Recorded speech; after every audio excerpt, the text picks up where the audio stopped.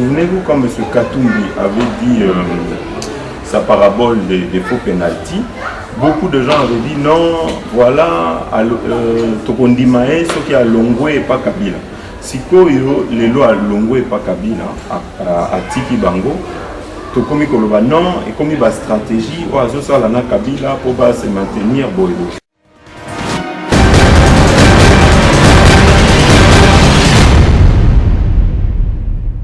Nous, on travaille. Il y aura toujours des gens pour penser X et Y. Mais si on doit s'arrêter sur ce qu'on pense et ne pas faire la mission qu'on s'est accordée, la mission sur laquelle qu'on s'est donné, les objectifs qu'on s'est donnés, on va toujours rester à la traîne.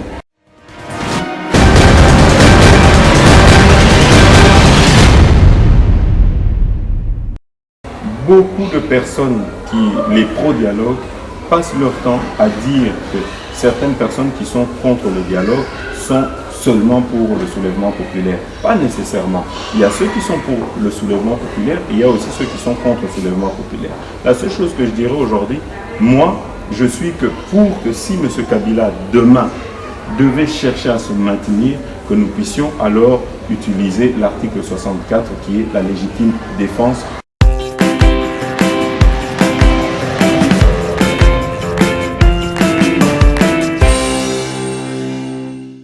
Chers téléspectateurs du micro du Pasteur Bobo, partout où vous êtes à travers le monde, nous vous disons bonjour ou bonsoir, ça dépend de l'heure à laquelle vous nous regardez.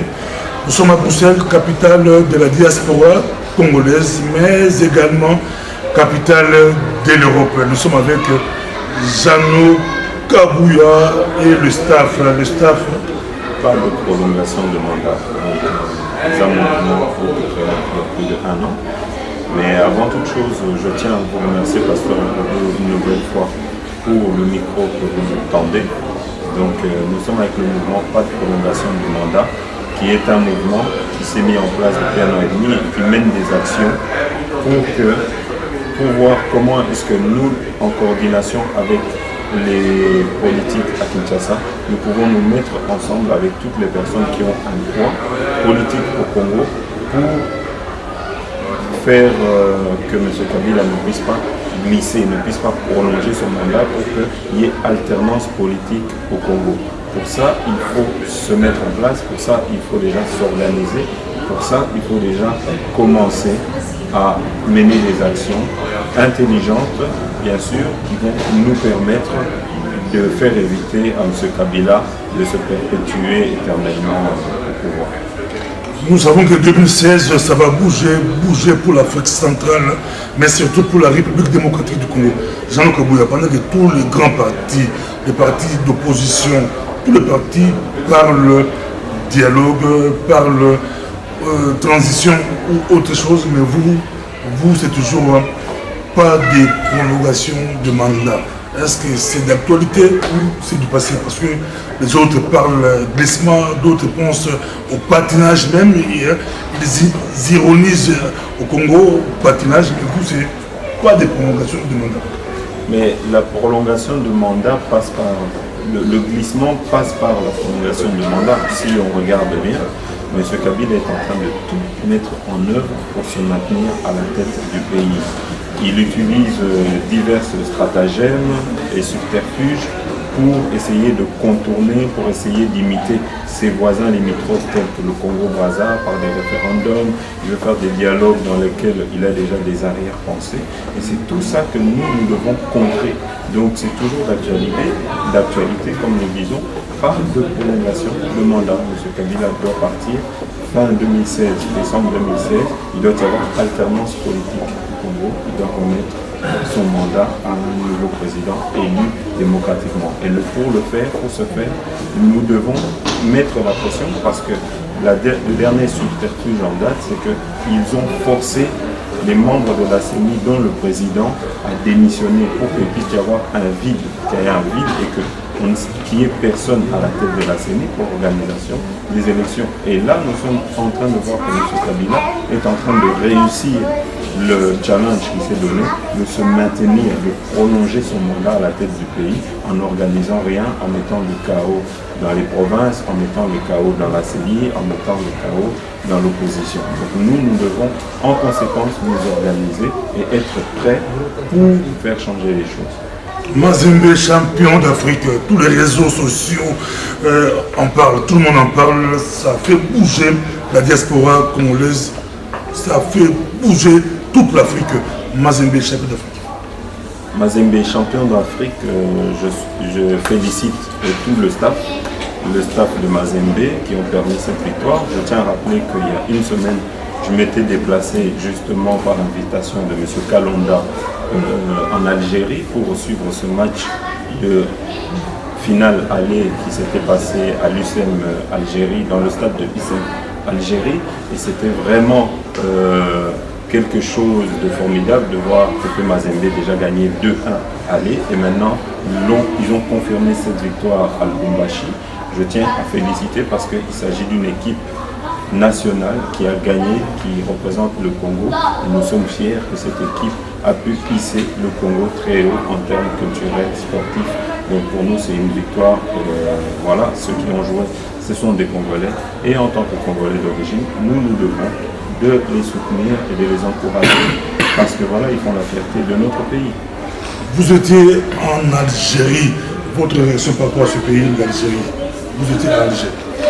J'étais en Alger, Pasteur Bobo, permettez-moi de vous dire que j'ai été vraiment étonné de voir d'abord que le gouvernement algérien est en train de faire des prouesses dans sa politique par rapport aux Algériens. Ils se sont tablés sur 3 domaines qui est l'éducation, le logement et la santé, et ils sont en train de réussir. Et je tiens à souligner qu'ils le font avec ils n'ont que 2 richesses qui sont le pétrole et le gaz. Et avec ça, ils réussissent à payer un revenu social pour les plus pauvres de $150 par mois. Donc la personne la plus pauvre qui ne travaille pas reçoit $150 juste grâce au revenu du pétrole. Et à côté de ça, ils reçoivent eux tous des logements sociaux gratuits. Les routes sont impeccables, l'éducation à la santé est gratuite et nous voyons qu'il y a une volonté politique, ce qui n'est pas le cas dans notre pays qui est le Congo. Et bien sûr, tout ça, c'est impossible de le faire avec des dirigeants qui n'ont pas de vision. Vous savez, au Congo, on a parlé de 5 chantiers. 5 chantiers, c'était plus de la poudre aux yeux. C'est un chantier que le gouvernement de Kinshasa a lancé. Et si on regarde, c'est des chantiers minables. J'ai été en Algérie, j'ai trouvé des Chinois qui sont en train de travailler, qui sont en train de faire des choses qui sont palpables, qu'on peut sentir que le peuple peut quelque part être fier de ses dirigeants et de ceux qui sont en train d'accomplir. Ce qui n'est pas le cas chez nous. Chez nous, jusqu'aujourd'hui, après 15 ans du régime de M. Kabila, il n'y a toujours pas d'électricité, il n'y a toujours pas d'eau potable, les routes sont toujours mauvaises, la santé, n'en parlons pas, l'éducation, c'est déplorable. Donc les seules choses aujourd'hui qu'on peut parler du Congo, c'est dans les classements mondiaux parmi les pays les plus pauvres où le peuple n'arrive pas à subvenir à ses besoins. Donc ça veut dire que nous avons un gouvernement qui a failli, qui a échoué et nous ne pouvons pas lui donner encore du crédit. Ils ne peuvent pas se renouveler, ils ne peuvent pas rester là, ils ne peuvent pas prolonger leur mandat, ils doivent normalement démissionner s'ils étaient des gens responsables. Nous savons qu'ils ne vont pas démissionner, mais nous devons les aider, les pousser à les mettre dehors. Et ça nécessite que nous puissions nous organiser. Et donc, je tiens, comme vous le savez ici, je tiens maintenant à expliquer le pourquoi de ma rencontre avec M. Katumbi. Vous avez rencontré Moïse Katumbi. On vous dit très proche de Moïse Katumbi. On vous dit, c'est ça que je vous ai dit, Pasteur Bobo, lors de notre précédente émission, c'est qu'il y a beaucoup de, on vous dit, il y a trop de colportages qui se font. Vous savez, j'ai rencontré M. Katumbi et à l'époque, on me disait déjà que je voyais M. Katumbi, que M. Katumbi, ceci, cela. Et moi, j'avais dit aux gens que nous étions en train d'encourager la vision de M. Katumbi et qu'au moment opportun, nous ferons le nécessaire pour rencontrer M. Katumbi pour que nous puissions nous associer le cas échéant avec M. Katumbi, que nous puissions converger dans le même sens pour peut-être un Congo meilleur, pour partager nos visions, nous mettre ensemble. Parce que vous savez, la politique est dynamique, Pasteur Bobo. Ça veut dire que nous ne pouvons pas toujours rester avec des solutions peut-être qui n'apportent rien dans des choses qui ne nous font pas avancer. J'avais dit que le jour où je rencontrerai M. Katumbi, je le dirai clairement, vous voyez, nous restons d'abord constants dans le combat, dans la vision que nous nous sommes menés, dans notre combat pour le Congo où nous nous sommes menés. Nous avons dit que nous allons donner une chance à toute personne qui allait quitter le camp Kabila, de pouvoir les entendre, de pouvoir s'associer avec eux. Et nous sommes dans cette démarche, nous sommes en train de continuer dans cette démarche. Et j'avais dit que nous n'allons pas faire des histoires cachées comme certains ou quoi que ce soit. Le jour où nous rencontrerons M. Katumbi, nous allons le mettre sur la place publique. Voilà, nous avons rencontré M. Katumbi. Il n'y a pas à se cacher, nous le montrons. C'est un Congolais qui a l'avenir dans le Congo de demain, qui veut quelque chose, qui se bat pour du changement dans le Congo de demain. Je tiens à préciser une chose. Souvenez-vous quand M. Katumbi avait dit sa parabole des faux pénaltys, beaucoup de gens avaient dit non, voilà, Tokondimae, ce qui a Longwe et pas Kabila. Sikoyo, les lois à Longwe et pas Kabila, à Tiki Bango, Tokomi Koloba, non, et comme il y a stratégie, Oazo Salana Kabila pour se maintenir. Vous voyez, la politique, elle est dynamique. Je veux que mes frères arrêtent d'avoir des réflexions toutes faites et simplistes dans lesquelles il suffit que Obambika Kaboé, et puis après, il faut regarder plus loin. Vous savez, Compaoré, aujourd'hui, ceux qui sont en train de diriger la transition au Burkina Faso, ce sont des anciens collaborateurs de M. Compaoré. Quand M. Diendéré a fait le coup d'État il y a quelques semaines au Burkina Faso, c'était des collègues de Kofando et de Jacques Zida, le Premier ministre. Mais pourtant, ça n'a pas empêché d'arrêter leurs anciens collaborateurs, leurs anciens amis avec qui ils étaient. C'est pour vous montrer qu'aujourd'hui, on peut avoir la même vision, et quand on voit à un moment que nos visions se séparent, il faut aussi se séparer physiquement. Je crois que c'est ce que M. Katumbi a fait comme démarche en se séparant, en laissant un bateau avec des gens un bateau qui est en train de couler, un bateau qui n'a plus beaucoup de temps ni d'avenir. Donc nous félicitons, nous encourageons toutes les personnes politiques qui vont encore faire la démarche de quitter ce bateau finissant. Et nous sommes toujours dans notre logique, c'est en faisant un grand rassemblement avec plusieurs politiciens qu'on pourra arriver à quelque chose. Alors, pour finir, je dirais ceci, c'est que nous avons créé un espace de discussion où on avait accueilli, quand nous avons démarré, M. Jekoko Mulumba. L'année passée, au mois de décembre, nous avons accueilli M. Mouyambo, avec qui nous avons échangé. Nous avons eu à échanger aussi des stratégies qu'ils devaient mener sur place pour eux qui sont sur le terrain. Parce que le vrai combat, ça se passe sur le terrain. Le combat, c'est sur le terrain. Ceux qui vont changer les choses, c'est sur le terrain, c'est le peuple congolais. Donc nous avons fait des stratégies, nous avons mené avec eux des stratégies pour faire changer les choses. Vous voyez, aujourd'hui, monsieur Moïse Katumbi que j'ai rencontré est dans la même vision que nous, c'est qu'il ne veut pas, il veut une alternance dans le Congo de demain. Et nous pensons... Sans pour autant vous couper la parole, parce qu'on vous suit, que répondez-vous à ceux qui pensent que le divorce entre Moïse Katumbi et Kabila n'est pas consommé?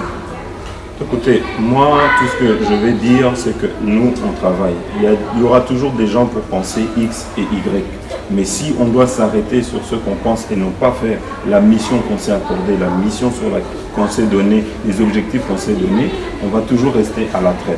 Nous sommes toujours focus sur le travail qu'on sait, les objectifs que nous nous sommes donnés, visant à créer une grosse plateforme, parce que pour vaincre M. Kabila, il n'y a pas 1000 solutions. Il faut d'abord que les Congolais soient unis. Les Congolais acceptent ceux qui quittent le bateau là-bas pour nous renforcer. Et c'est seulement quand on se mettra ensemble, qu'on sera tous ensemble, que nous pourrons avancer. Maintenant, par rapport à ce que vous me dites, j'ai été rencontrer M.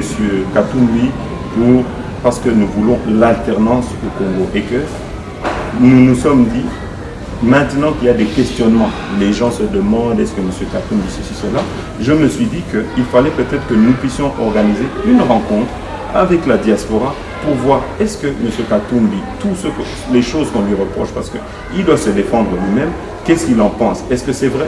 Quelle est sa vision pour la politique de demain au cas où il serait candidat? Est-ce que les Congolais peuvent le soutenir? Est-ce que les Congolais peuvent lui faire confiance?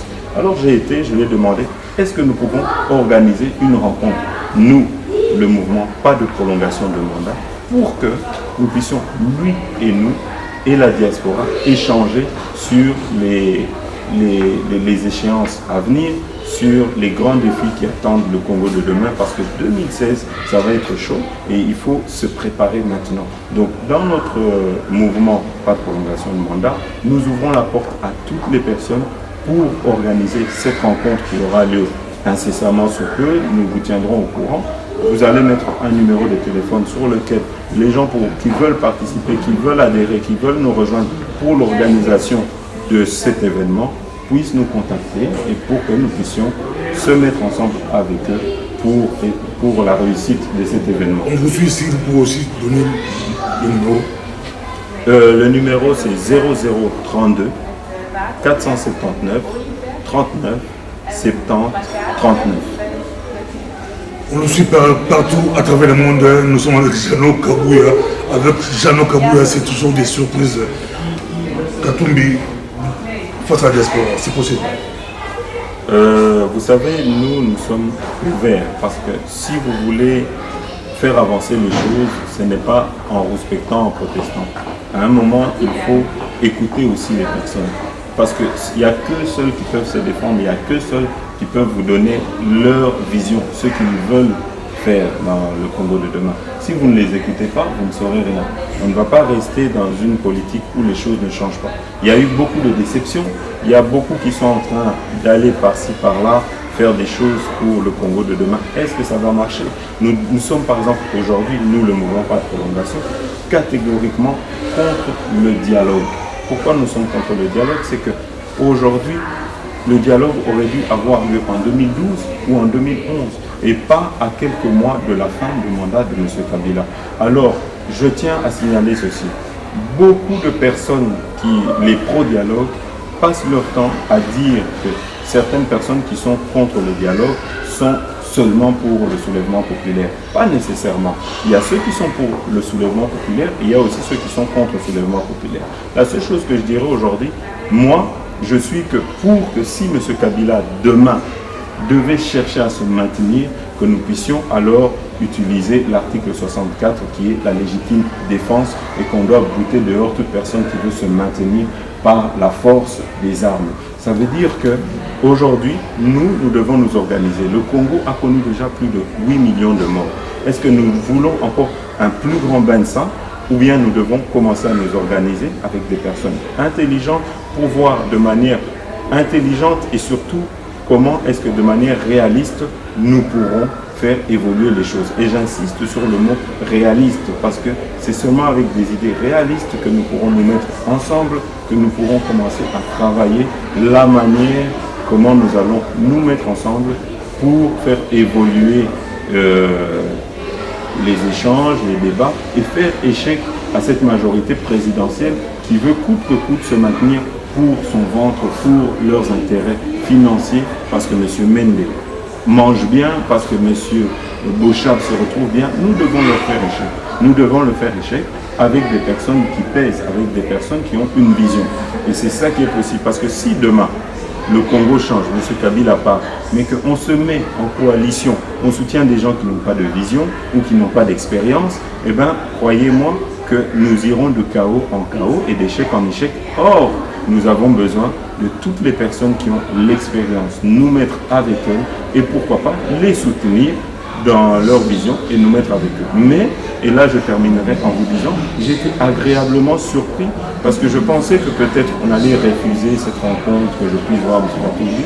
J'étais agréablement surpris de voir que c'est une personne ouverte, qui est prête à échanger, qui est prête à écouter les autres et qui écoute aussi les autres. Il m'a beaucoup écouté. Il a écouté mes recommandations et voilà, nous avons besoin des gens qui écoutent le peuple, qui écoutent et qui peuvent nous mener vers une vision que nous avons, la vision pour le Congo de demain.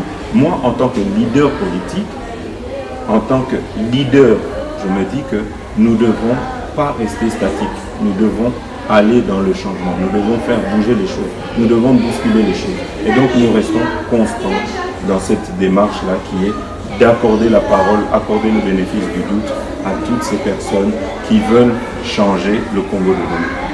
Jean-Luc Kabouya, vous parlez de dialogue. Pour vous, vous êtes directement pour les élections au Congo.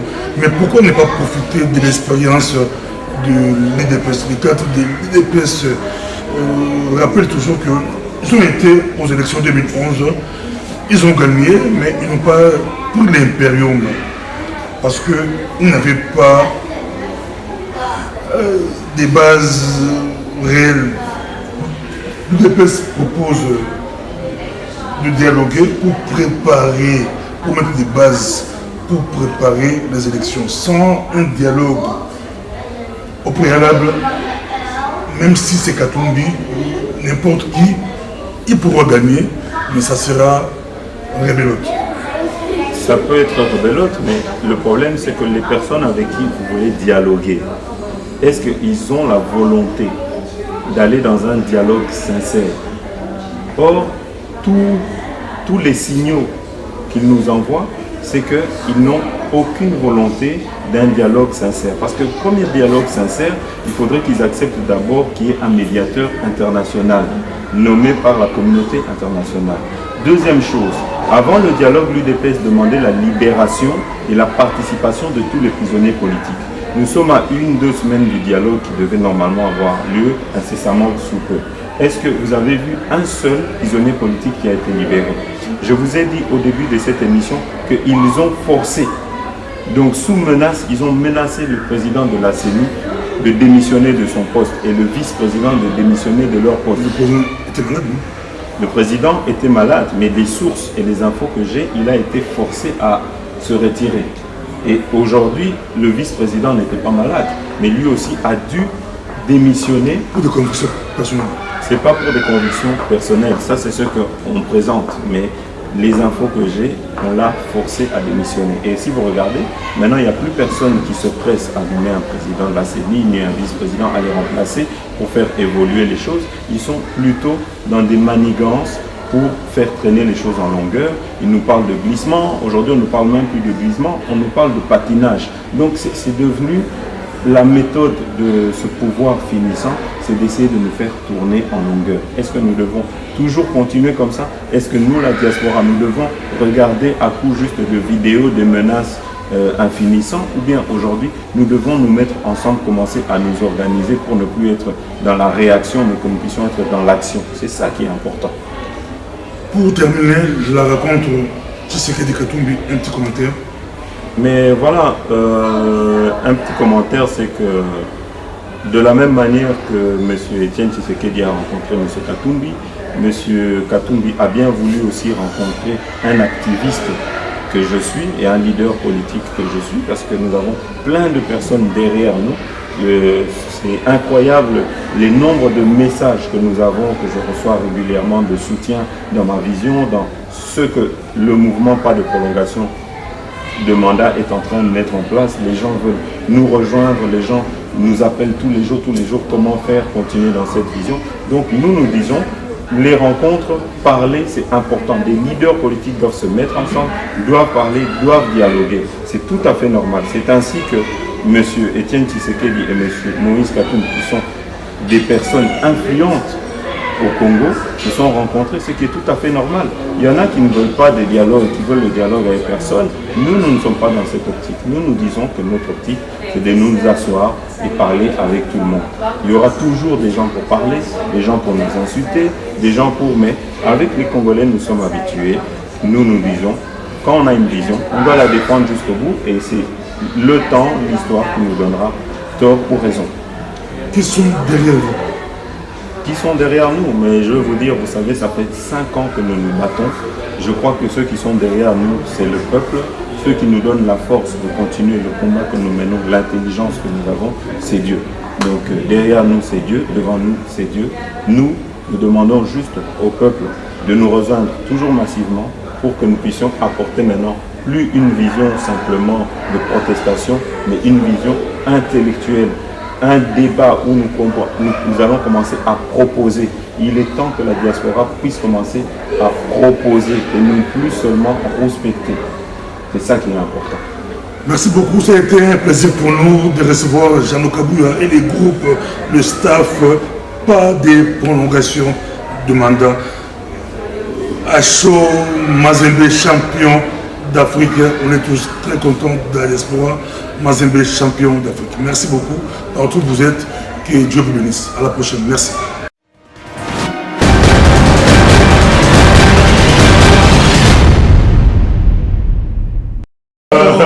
C'est bon.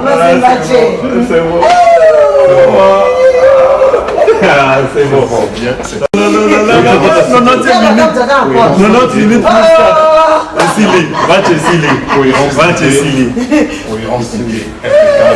Structuration très posée. Alors,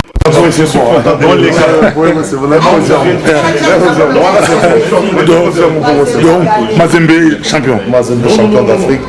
Plaisir à trop, donc les équipes africaines, on est fiers de Mazembe. Encore une fois, champion. Félicitations à toute l'équipe.